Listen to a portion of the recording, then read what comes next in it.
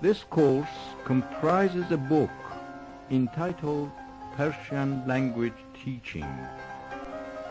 In Persian آموزش زبان فارسی. کلید تمرین 40. 1. ناهید چه جور دختری است؟ 1. ناهید چطور دختری است؟ 2. او خیلی خجالتی ولی واقعا زیرک است. 3. این چه نوع بازیه؟ 4. بازی خشن و واقعا خطرناکیه. 5. همکار من یک آدم خشن ولی پرکار است.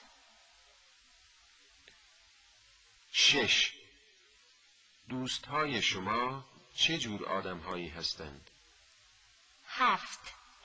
همه آنها واقعا محترم هستند. 8. این چه جور سؤالی است؟ 9. چه جور کیکی بود؟ 10.